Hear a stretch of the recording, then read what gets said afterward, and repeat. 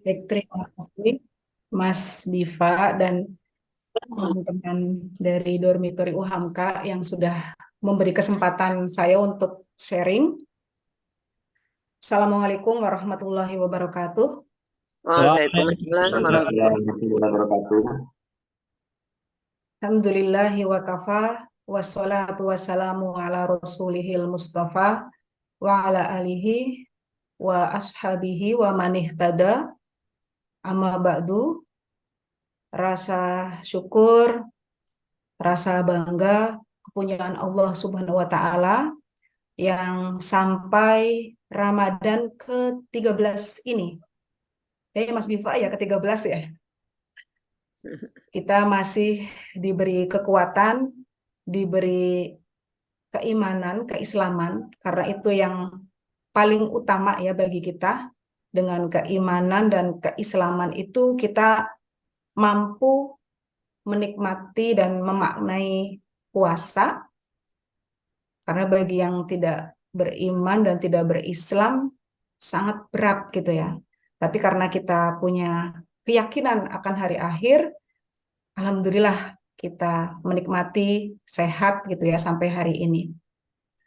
Sholawat beserta salam kepada inspirasi sejati kita Nabi Agung Muhammad Shallallahu Alaihi Wasallam yang ajaran Islam dan kerahmatan lil alaminnya menjadi kunci dan solusi ya bagi kehidupan yang damai, bagi kehidupan yang sejahtera.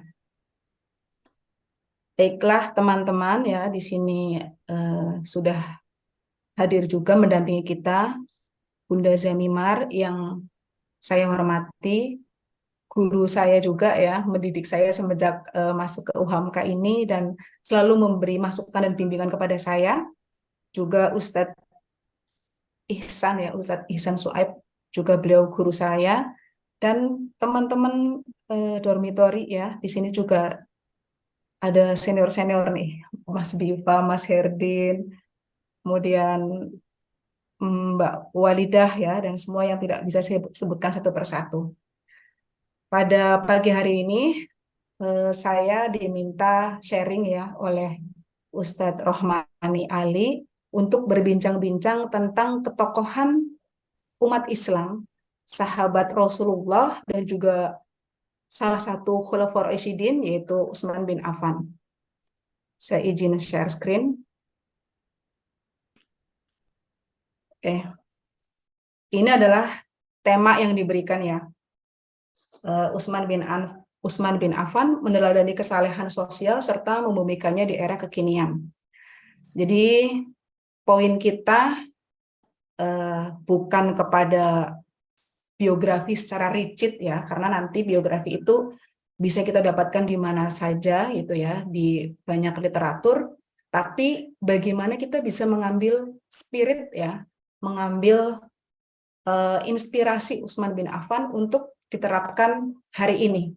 Bagaimana kita menjadi Utsman bin Affan di era modern, di era globalisasi ya.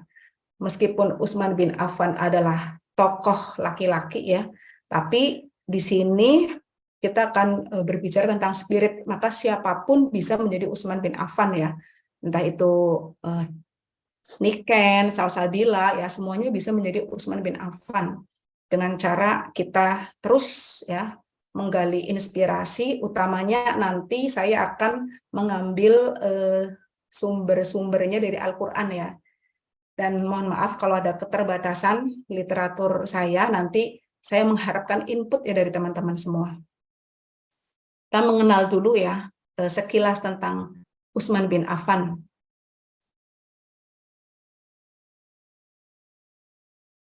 Baik, Utsman bin Affan ini lahir 574 Masehi dari kalangan suku Quraisy. Usia dengan Rasulullah berarti terpaut sekitar 4-5 tahun ya. Jadi usianya ya tidak jauh lah gitu. Ibaratnya kayak adik tingkat ya, adik tingkatnya Mas Biva misalnya 4 tahun di bawahnya gitu ya. Nah, beliau lahir dari suku Quraisy, suku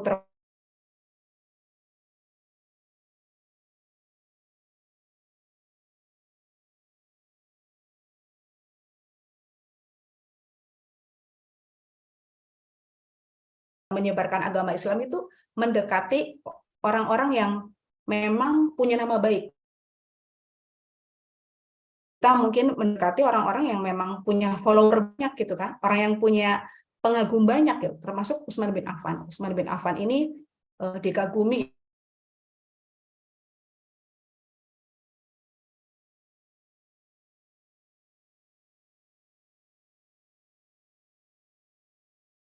ketika Utsman bin Affan masuk itu Rasulullah berharap semakin kuat dakwahnya gitu karena masuk memang baik orang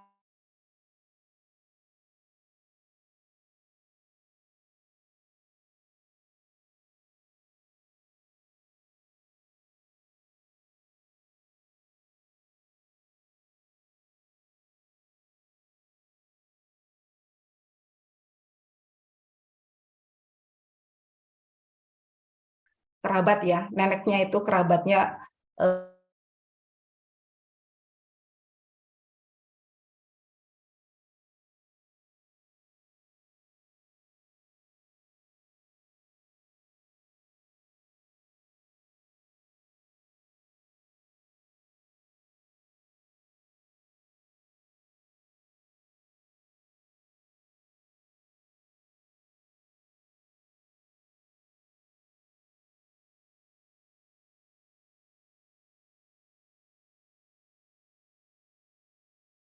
Utsman bin Affan itu Zunurain ya, dapat yang mengatakan bahwa Utsman bin Affan ini dijuluki itu karena beliau menikahi dua putri Rasulullah, yaitu Ruqayyah binti Rasulullah dan Ummu Kulsum binti Rasulullah.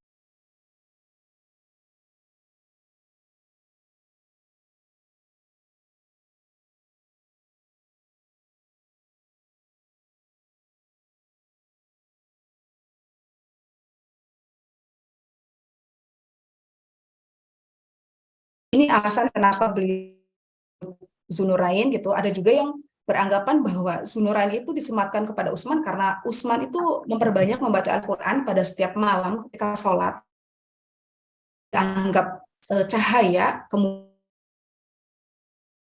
orang yang mempunyai kelebihan itu ya, kelebihan Quran,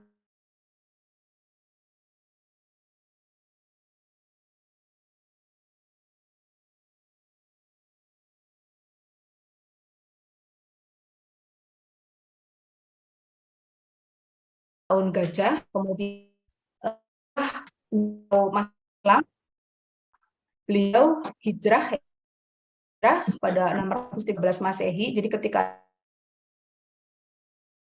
bersama pertama mengikuti hijrah ke Habasyah ya, karena memang pada waktu itu suasana sangat genting. Kemudian perjalanan Utsman juga menjadi anggota Majelis Syuro ya ketika kepemimpinan Abu Bakar dan Umar bin Khattab. Jadi pandangan-pandangan Utsman ini dengar oleh Abu Bakar dan oleh Umar bin Khattab dalam negara juga banyak karena beliau dikenal sebagai orang yang tidak perhitungan gitu, sehingga beliau bisa untuk kepentingan orang banyak, kemudian memperluas Masjid Nabawi karena masjid itu digunakan untuk musyawarah, untuk menyusun strategi perang, untuk belajar mengajar gitu. Kemudian diangkat menjadi khalifah.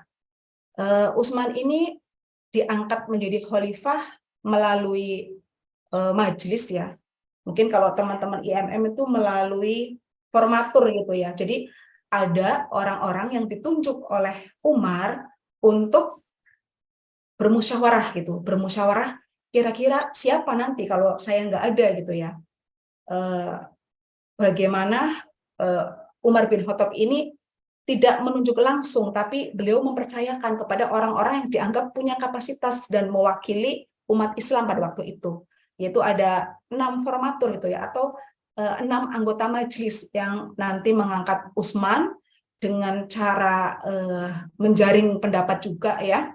Nanti Abdurrahman bin Auf itu kemudian dengan cara berdialog dengan satu-satu anggota sehingga diputuskan Utsman menjadi khalifah. Kemudian prestasi Utsman itu banyak ya. Dikasih Al-Quran, ekspansi kekuasaan ya, karena Utsman ini adalah khalifah yang punya negosiasi bagus. Beliau juga dikenal penyayang, dermawan, sehingga sangat populer gitu ya, dan bisa diterima oleh banyak kalangan. Kemudian beliau wafat pada 656 Masehi. Nah, ini ekspansi Utsman bin Affan ya. Ini yang di Arsir Hijau Tua ya, perluasan wilayahnya di Eropa Utara dan di Asia Tengah ya, setelah Umar bin Khattab itu wafat. Kemudian dalam cerita-cerita yang disampaikan ya oleh sahabat, kemudian hadis-hadis Rasulullah, terhimpun beberapa kepribadian Utsman bin Affan yang banyak banget ya, karena beliau itu mirip dengan Rasulullah gitu, punya sifat, punya kepribadian yang Masya Allah banget ya, Masya Allah soleh gitu. Beberapa kepribadian Utsman yang saya himpun ini, satu, mempunyai pengetahuan ya dan kemampuan mengajar, juga leadership. Beliau adalah orang yang paham agama, mempunyai ijtihad juga. Nanti salah satunya dalam bidang ekonomi, karena beliau seorang saudagar, orang yang paham banget cara berbisnis gitu ya. Jadi beliau itu mengembangkan sistem ekonomi yang sesuai dengan anjuran sunnah dan anjuran Al-Quran gitu. Kemudian santun, toleran ya. Beliau juga nanti bersifat adil gitu, membagi pajak, membagi dana-dana yang di Baitul Mal itu juga kepada orang kafir, bukan hanya kepada Muslim. Ya, lemah lembut ya. Ini adalah antitesa ya dari Umar bin Khattab ya, yang sangat garang gitu ya, dan Utsman memiliki pribadi yang lemah lembut, pemaaf, tawadu gitu ya. Kemudian malu dan ifah. Rasulullah sendiri yang menyatakan bahwa Utsman ini adalah orang yang pemalu gitu, orang yang harga dirinya tinggi gitu. Yang kedelapan, dermawan. Ini menjadi ciri khas Utsman ya, yang tidak berhitung gitu ya ketika mendermakan hartanya, berani, tegas, sabar, dan adil ya. Tadi disebutkan bahwa beliau menegakkan hukum, kemudian mensejahterakan rakyat, itu tidak memandang harus muslim semua, enggak. Rakyatnya yang tidak berislam pun akan beliau berikan keadilan sesuai dengan porsinya. Selain itu beliau juga ahli ibadah, dekat dengan Allah, zuhud ya, syukur, perhatian pada orang, menentukan tugas khusus, artinya beliau itu bisa melihat kapasitas orang, kemudian memberikan tugas sesuai dengan kapasitas, dan memberdayakan ahli ya. Itu adalah kepribadian Utsman.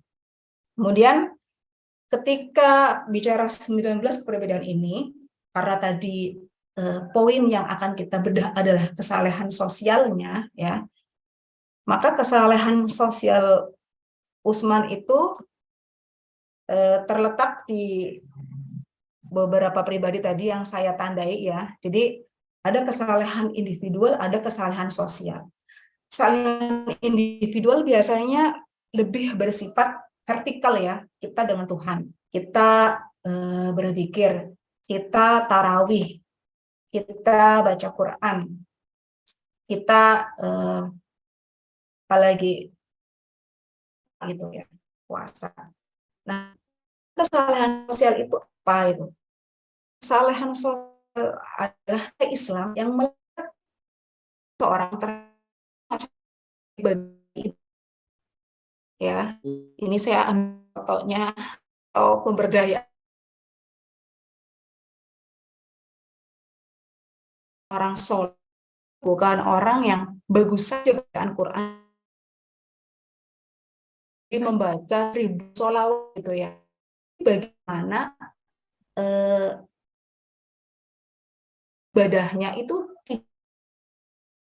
tapi bisa berada di tempat-tempat umum, bisa berada di sekolah, ibadahnya bisa berada di rumah sakit gitu, di mana berdampak ya, dan berislam hanya sekedar ritual, tapi solusi dalam segala permasalahan. Nah, ketika bicara Usman seperti apa sih yang bisa kita contoh untuk menjadi kesalehan yang mempunyai nilai manfaat, yang mempunyai value bagi orang banyak, itu rahmatan lil alamin. Tapi ketika kita bicara maka kita harus melihat agama itu di luar dari diri kita sendiri sebagai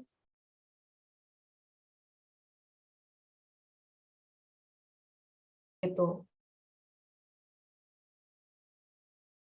hakiki kehidupan yang baik akhirat ya, dan kehidupan itu bersama-sama, bukan kehidupan yang saya dan sholat saya gitu. Atau sebagai contoh ketika bukan Isra Mi'raj, dia udah nikmat nih ketemu dengan Tuhan gitu ya, objek bagi psikologi. Kemudian apakah umat kita juga umat yang berdaya, yang punya pandangan sosial, kemudian pandangan politik, pandangan ekonomi, dan juga praksis ya sebagai pelaku ekonomi, pelaku, atau kita menjadi pengekor ya, menjadi objek setiap kita pemilu hanya dimanfaatkan suaranya misalnya. Nah, hal ini menjadi tantangan buat kita ya, sehingga di Muhammadiyah itu ada gerakan ilmu ya, gerakan ilmu dan gerakan amal gitu, agar umat Islam itu dengan semangat mencari ilmunya, dengan semangat risetnya, itu menjadi umat yang berkualitas, bukan hanya mengunggulkan, wah kita bisa kumpul nih 1.000.000 orang, 2 juta orang, hanya untuk sekedar menunjukkan kita bisa bersolawat, atau kita dimanfaatkan untuk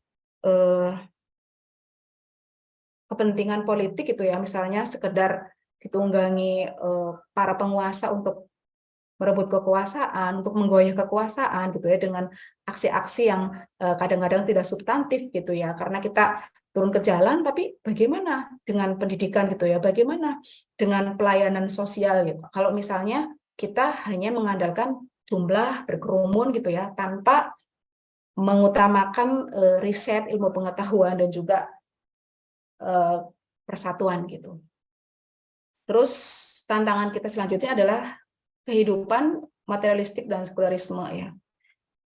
Kemarin banyak kasus ya, banyak kasus yang membuat kita jadi tersadar bahwa kita sudah semakin didikte oleh kehidupan yang materialistik ya. Banyak terjadi flexing ya, pamer kekayaan gitu kan.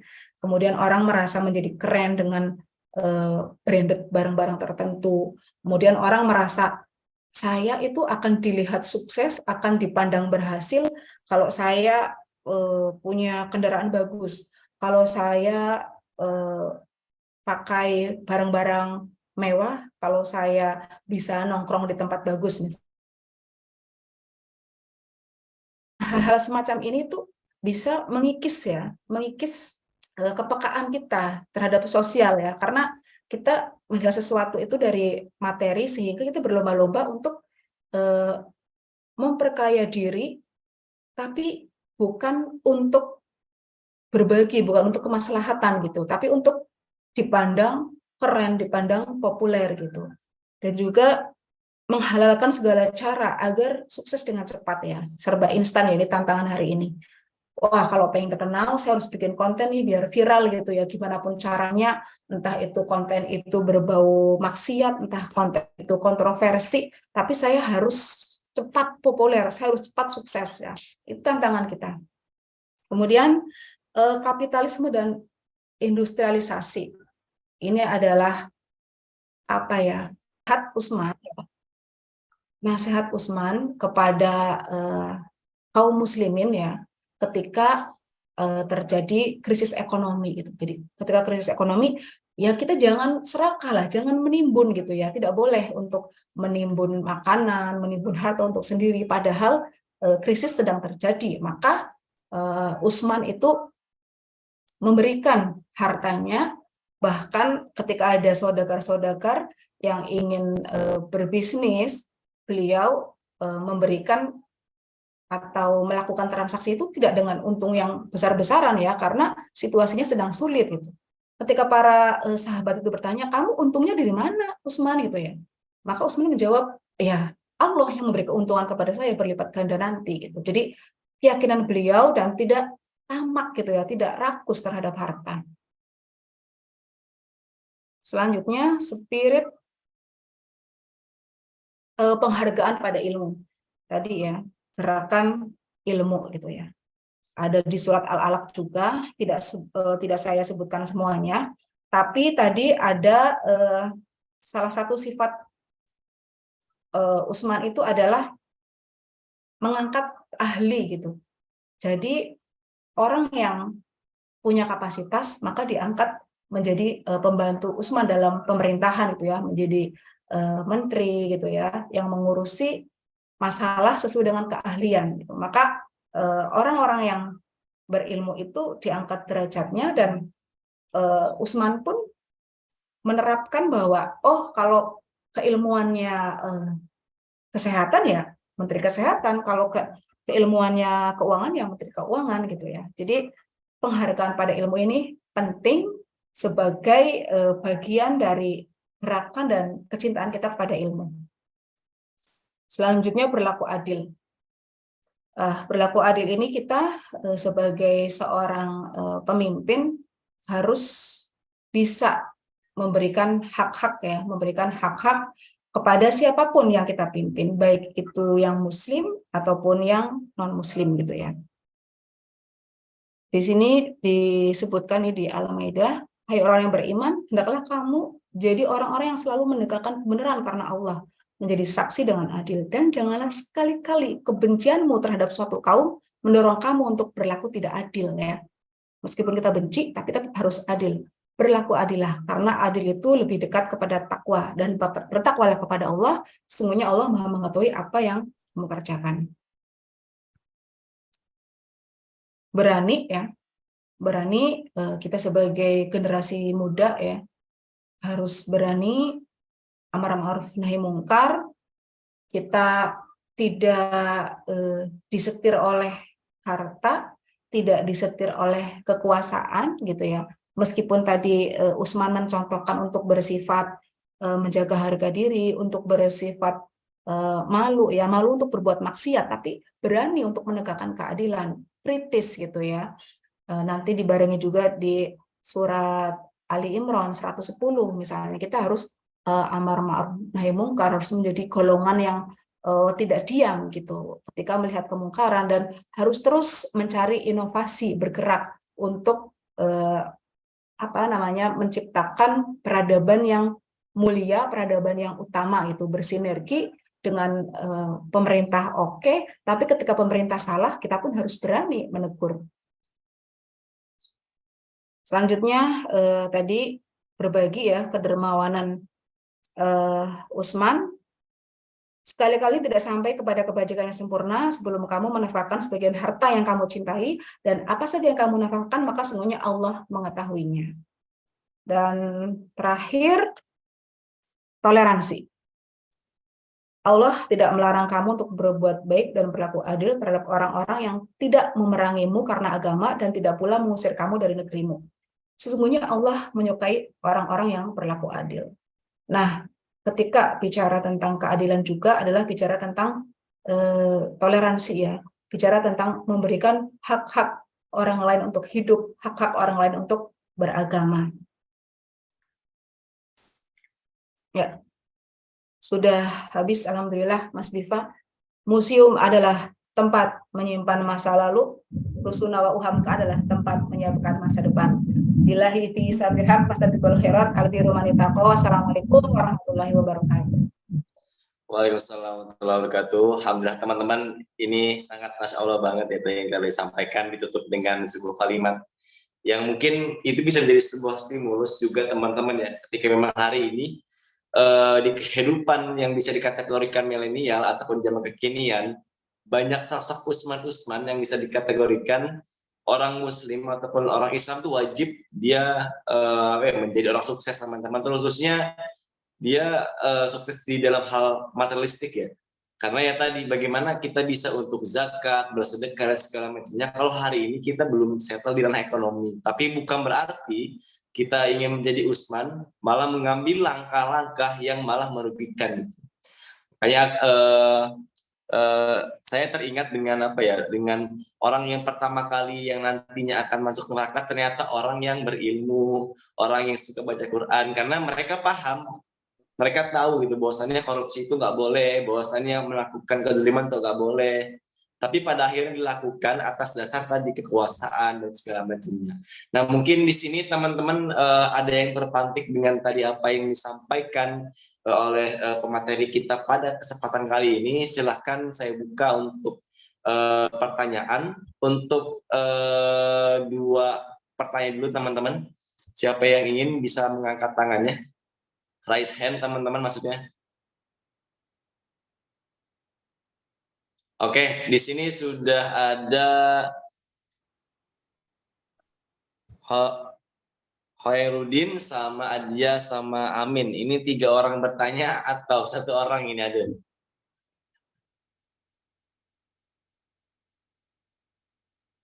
Siapa yang bertanya ini? Silakan.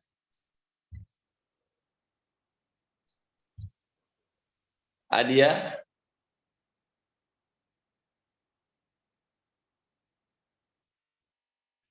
Ayo. Ini nggak ada suaranya atau memang bisa ada ini?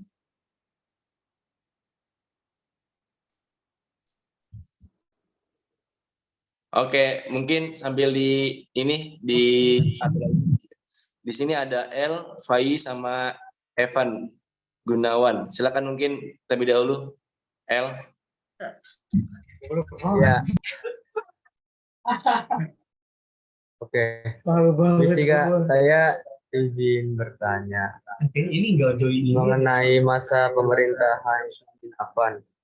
Apakah benar pada masa pemerintahan Usman bin Affan tuh Usman bin Affan melakukan nepotisme? Soalnya pada masa Usman bin Affan itu ada fitnah yang menyatakan kalau Usman bin Affan tuh naruh pihak keluarganya tuh di tempat yang apa sih? Kayak menduduki jabatan politik itulah. Tapi ada yang bilang kalau Usman bin Affan tuh melakukan hal itu untuk penguasaan wilayah. Jadi dia naruh pihak keluarganya tuh karena dia udah mengenal karakteristik yang baik dari keluarganya gitu. Jadi apakah itu cuma fitnah ataukah? Oke, mungkin Mbak bisa langsung dijawab ini biar enak nanti satu pertanyaan dijawab. Tadi Mbak tentang tentang nepotisme nih Mbak, ada seru nih. Mungkin bisa langsung dijawab Mbak. Baik, di sini ada sejarawan juga nih, Ustadz Ruslan ya. Nanti Ustadz Ruslan tolong dibenarkan ya, diluruskan jawaban saya. Tadi kalau seandainya Usman itu nepotisme, maka akan bertentangan dengan uraian saya mengenai Usman itu mengangkat ahli gitu ya, mengangkat ahli sesuai dengan bidangnya. Sekarang seandainya ahli itu adalah dari saudara kita, apakah tidak boleh? Ya, seandainya ahli itu adalah saudara kita, apakah tidak boleh? Ya orang yang ahli adalah saudara kita gitu kan. Nah, hal ini menjadi fitnah ya yang nanti berkecamuk termasuk pemberontakan itu yang berupaya untuk menggulingkan Usman ya, isu-isu seperti ini. Tapi Usman itu berupaya untuk sebaik mungkin menempatkan orang-orang pada posisi yang memang sesuai dengan keahliannya. Seandainya itu saudara, maka saudaranya adalah yang memang punya keahlian gitu. Itu jawaban secara global dari saya. Mungkin Kang Ruslan bisa menambah. Oke, makasih Mbak Wi. Mungkin tadi gimana, El? Cukup, El ya? Mungkin cukup. Oke. Ini selanjutnya tadi gimana Adia? Atau Adia jadi nanya? Ya. Solehuddin Jadi ini. Bang, tanya. Silakan Adia. Ini Bang, pertanyaannya. Bagaimana proses pengangkatan Utsman bin Affan sebagai pemimpin di kala itu? Baik.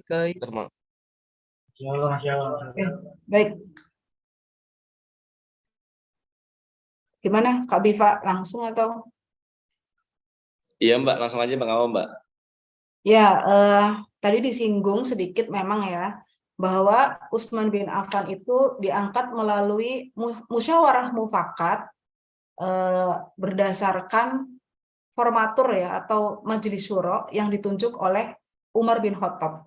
Jadi kalau Umar bin Khattab kan ditunjuk oleh Abu Bakar, langsung nih disebut Umar bin Khattab gitu ya.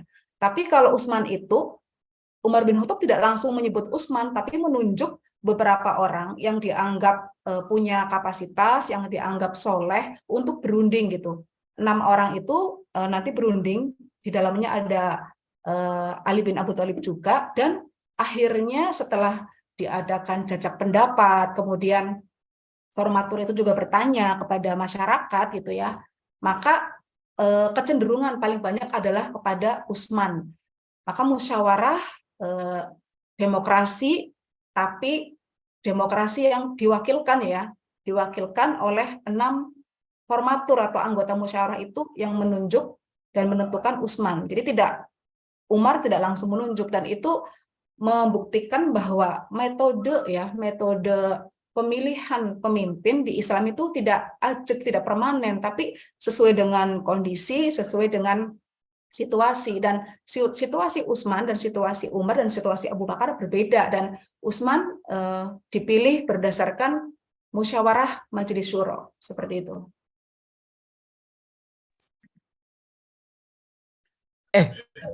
Oke, makasih Kak Setio. Ya, sama-sama Kak. Baik. Aduh, Insya Allah. Makasih tadi Mbak udah dijawab. Mungkin ini Mbak, karena memang waktu kita sampai jam 6:30 Mbak, ya kita maksimalkan. Ini ya, masih ada pertanyaan teman-teman dari Solehuddin. Mungkin dipersilakan Soleh. Langsung ya Soleh. Ya, Bismillahirrahmanirrahim. Assalamualaikum warahmatullahi wabarakatuh. Waalaikumsalam warahmatullahi wabarakatuh. Di sini saya izin bertanya. Di sini kan Utsman bin Affan salah satu termasuk Khulafaur Rasyidin, yang dimana Khulafaur Rasyidin kan yang kita ketahui ada Abu Bakar, terus Umar bin Khattab, Utsman bin Affan, dan Ali bin Abi Thalib. Nah, yang menjadi pertanyaannya itu kan setiap Khulafaur Rasyidin itu memiliki keistimewaan dan peristiwa-peristiwa yang menarik gitu ya. Nah, pertanyaannya itu bisa nggak sih Kak diceritakan terkait hal yang terjadi pada zaman Utsman bin Affan itu yang bisa dibilang orang-orang tuh belum tahu gitu. Dalam artian peristiwa ini jarang diketahui oleh orang lain, sehingga sebenarnya peristiwa ini menarik gitu untuk diperhatikan gitu pada zaman Utsman bin Affan.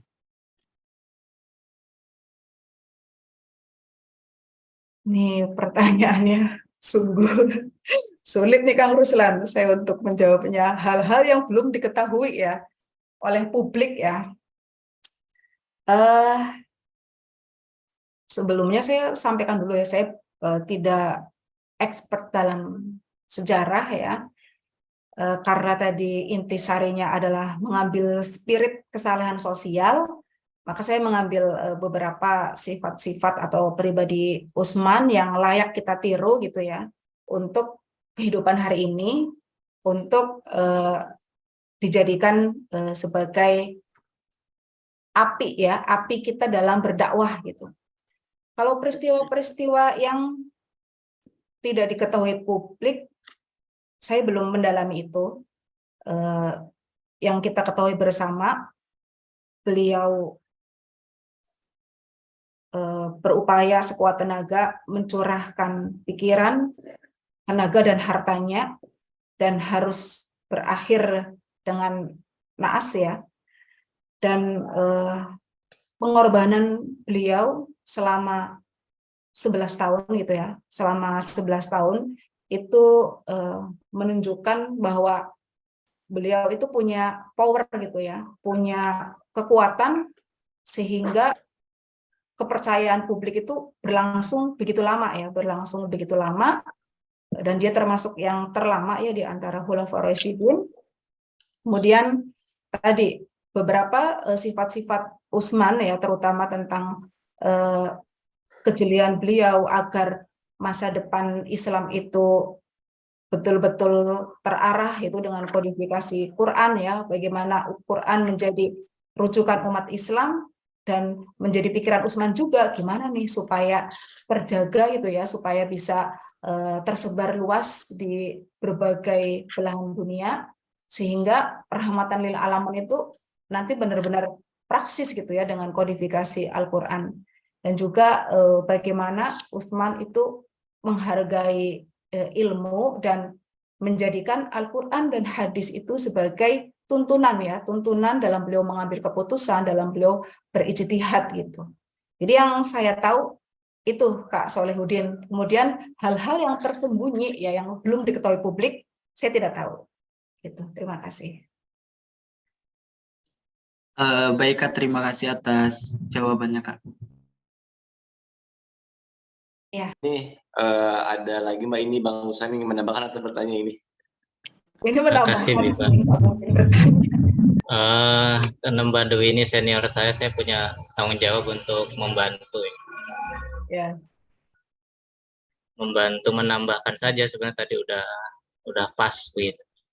Terkait pertanyaan L yang nepotisme itu, saya juga pernah baca itu di bukunya Abdul Syukur itu ya, Al-Azizi yang edisi Khulafaur Rasyidin.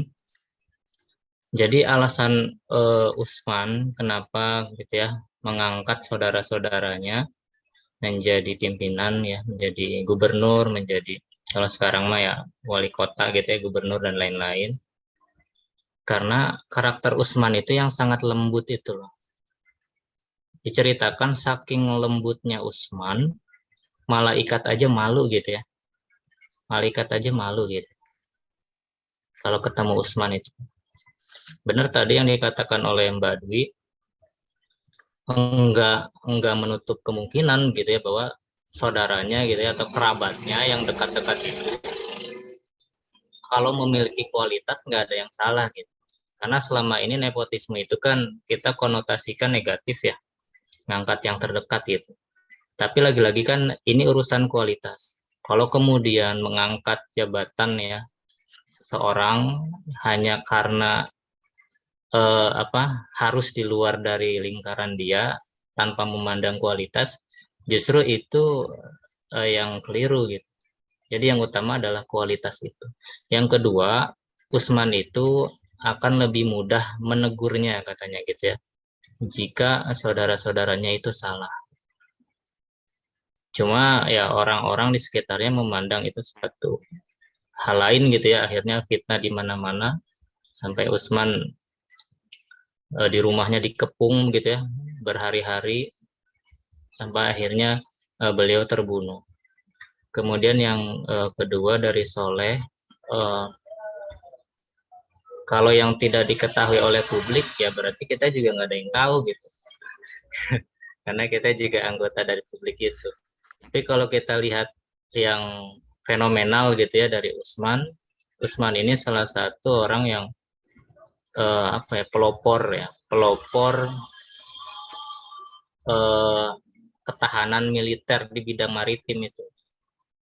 Jadi kalau selama ini dari Muhammad, kemudian Abu Bakar, Umar, itu kecenderungannya kan perluasan dakwah Islam itu di darat ya, militer darat gitu ya. Utsman itu sudah bergerak gitu ya ke area-area maritim, kelautan seperti itu. Dan khalifah-khalifah selanjutnya, Ali gitu ya, sampai dinasti-dinasti itu Umayyah, Abbasiyah dan lain-lain, itu juga melanjutkan jejak Utsman. Terlebih yang paling terkenal juga tentang kodifikasi Al-Qur'an, itu juga di zaman Utsman. Ide untuk mengumpulkan, membukukan Al-Qur'an itu memang sudah ada sejak Abu Bakar, diinisiasi oleh Umar, cuma berhasil sampai dibukukan itu sejak zaman Utsman itu. Mudah-mudahan itu bisa menambah informasi. Soleh, terima kasih. Baik, Bang Nusan, terima kasih. Ini tadi udah ada yang Viva nih, katanya ingin menambahkan. Ini ada Salsabila Zahra. Nah, gimana Salsabila jadi untuk menambahkan? Gak apa-apa, di sini kita sharing ilmu. Gimana Salsabila? Sebelumnya terima kasih Kakanda Biva sudah memberikan waktu.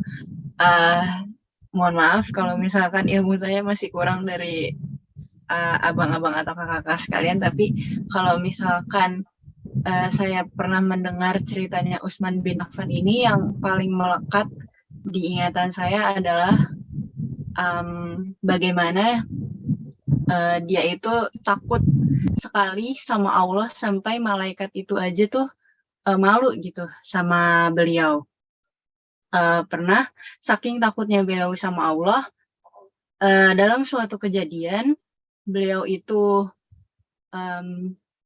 berada di kuburan dan dia itu paling takut, maksud saya Utsman itu paling takut sama kuburan gitu, karena kata beliau kuburan itu tempat yang, maksudnya bukan karena konotasi kuburan itu menyeramkan, tapi maksudnya apa yang terjadi di kuburan dan di dalamnya itu sangat menakutkan bagi beliau. Karena bahkan sampai sahabat pun bertanya kepada beliau, kenapa sampai Utsman ini takut kepada kuburan, kan dia kan beliau sudah dijamin masuk surga gitu sama Allah. Nah, tapi jawaban dia tuh yang membuat saya teringat sampai sekarang ialah Nabi Muhammad SAW itu emang menjanjikan dia surga, tapi Nabi Muhammad SAW itu tidak menjanjikan dia terlepas dari siksa kubur di kuburan, kayak gitu. Makanya itu yang membuat dia tuh takut. Dan menurut beliau juga, kenapa beliau juga takut, bahkan kata beliau,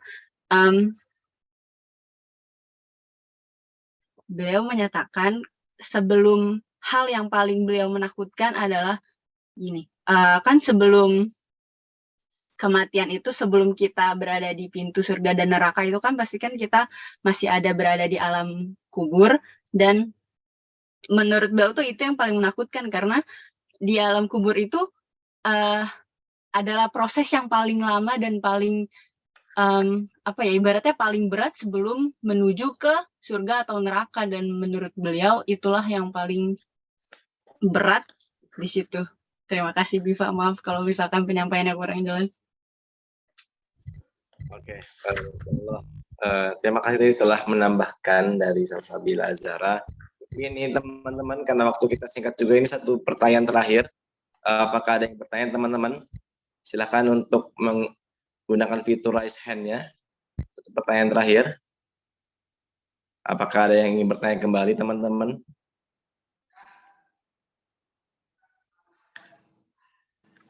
Oke, mungkin kalau memang dirasa, ini Bang Nurhan angkat tangan nih, Masya Allah. Ini ingin menambahkan atau gimana? Ya, kalau saya senang diskusi itu. Mbak Dewi izin lagi nih, mungkin tadi menambahkan, sekarang izinnya menanyakan. Siap. Utsman ini kan orang kaya ya, orang kaya. Cuma dia dermawan gitu. Hari ini sepertinya banyak juga orang kaya gitu. Cuma mencapai kaya itu, kemudian menjadi kaya itu tidak sedikit juga gitu yang tidak melihat kiri kanannya gitu ya, yang masih kesulitan. Akhirnya di negara ini khususnya gitu ya, muncul banyak sekali ketimpangan gitu. ada orang yang bingung ya, mau makan apa gitu ya, saking banyaknya itu menu. Ada yang bingung bisa makan nggak kita hari ini gitu. Itu kan menjadi kebingungan yang kontradiktif gitu. Jadi minta tolong ke Mbak Dwi bagaimana menanamkan gitu ya kepada kita semua nih, teman-teman yang muda-muda, siapa tahu nanti diberikan rezeki lebih, supaya ingat gitu ya bahwa hidup itu ya cuma dua gitu, sederhana tapi qanaah gitu ya, mensyukuri apa yang didapat, atau kaya tapi dermawan gitu. Nah ini mudah-mudahan melalui Mbak Dwi bisa spirit itu tersampaikan nih ke kita nih adik-adik. Terima kasih Mbak. Oke Mbak, ini Mas Allah nih langsung menjawab Mbak. Baik, terima kasih. Kak Ruslan ini sebenarnya sudah menjawab ya. Yang pertama, saya ingin merespon Salsabila dulu ya, Mas Giva. Betul apa yang disampaikan Salsabila. Tadi saya juga sudah menyampaikan 19 sifat Utsman, salah satunya itu dekat dengan Tuhan, atau dia takut dengan Tuhan, sehingga beliau sering menangis gitu ya. Nah, tapi saya tidak menonjolkan sisi Utsman bin Affan yang lemah lembut, yang suka menangis gitu ya. Karena ini tidak terkait secara langsung dengan kesalehan sosial. Ketika bicara kesalehan sosial, kamu mau rajin sujud, mau rajin nangis gitu ya, menyesali dosa-dosa, itu tidak berdampak gitu kepada sosial.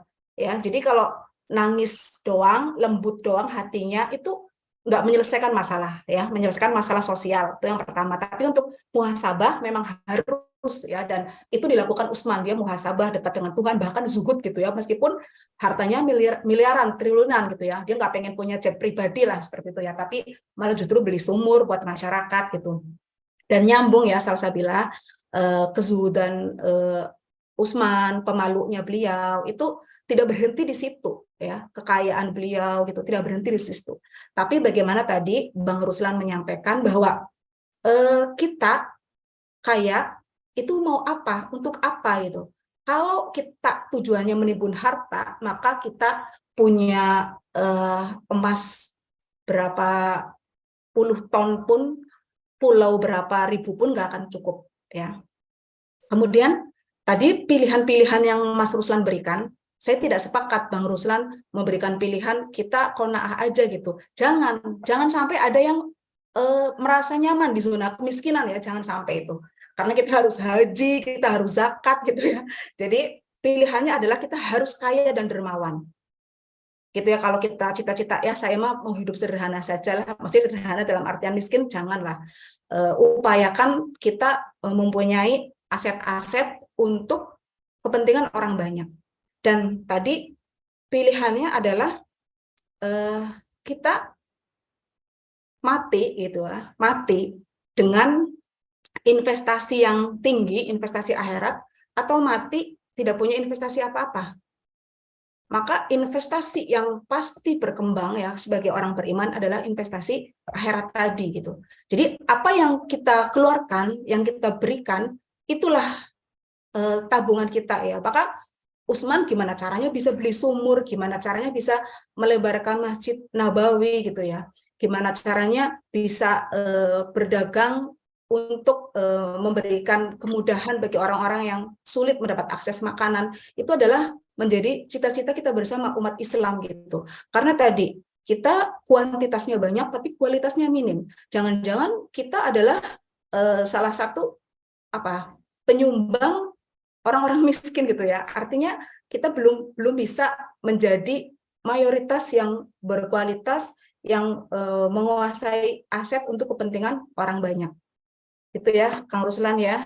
Mudah-mudahan teman-teman bisa menjadi kaya dan sadar bahwa kekayaan kita itu bukan untuk kehidupan yang sesaat, tapi kehidupan yang lebih panjang lagi itu. Teman-teman belum tentu wisuda ya, teman-teman belum tentu nikah, tapi teman-teman itu pasti mati. Bisa aja mati sebelum wisuda kan. Makanya kalau kita tidak punya investasi, ya sia-sia gitu. Maka teladan Utsman pada pagi hari ini mudah-mudahan menjadi spirit kita untuk saleh ya secara sosial. Saleh bukan hanya meratap di kuburan nangis menyesali dosa, tapi keluar dari kuburan, keluar dari ritual dan melihat kondisi lingkungan sekitar, saya hadir dan lahir di dunia ini sudah memberi manfaat atau belum? Itu ya menjadi catatan kita bersama. Maka tadi kesimpulan terakhir, Rusunawa menjadi laboratorium kita untuk menyiapkan masa depan umat Islam yang gemilang. Cukup sekian Mas Biva kesimpulan akhir saya. Billahi fi saudil haq fastabiqul khairat albiru manitaqo. Assalamualaikum warahmatullahi wabarakatuh. Waalaikumsalam warahmatullahi wabarakatuh. Bunda, terima kasih Bunda. Masih tadi menyampaikan banyak hal baik serta hal-hal yang hari ini mungkin kita bisa mengutip sedikit teman-teman bahwasannya ya tadi adab itu dihasilkan dari ilmu pengetahuan, tapi kalau akhlak itu aktualisasi atau hasil dari kita beribadah gitu. Ketika hablum minallah kita benar, otomatis hablum minannas kita pun juga benar gitu. Tapi ketika hablum minallah kita telah dilaksanakan maksimal, tapi lisan kita, pikiran kita, bahkan kebijakan kita masih menzalimi orang, ini menjadi sebuah pertanyaan, apakah hari ini bergerak atas dasar nafsu atau atas dasar kehendak hati dan atas diberikan Allah Subhanahu wa taala. Dan Hamka memutuskan untuk beda, tapi berbeda hal baik gitu, menentang sebuah hal yang zalim dan dia berani. Jadi jadikan diri kita Usman yang lain, bukan hanya settle secara ilmu pengetahuan, tapi secara ekonomi yang nantinya kita bisa mengaplikasikan hal itu di dunia dan juga di akhirat. Mungkin itu ya teman-teman yang bisa disampaikan pada kesempatan kali ini. Mungkin kurang dan lebihnya mohon maaf. Kita tutup pengajian pada kesempatan kali ini dengan mengucapkan lafaz hamdalah. Alhamdulillahirabbil alamin. Terima kasih banyak Mbak Wi. Semoga semuanya sehat, tetap semangat ya. Waalaikumsalam warahmatullahi Terima kasih Bunda. Mbak Ya. Wi. Ya, terima kasih. Sama-sama. Izin pamit ya teman-teman. Ya Mbak.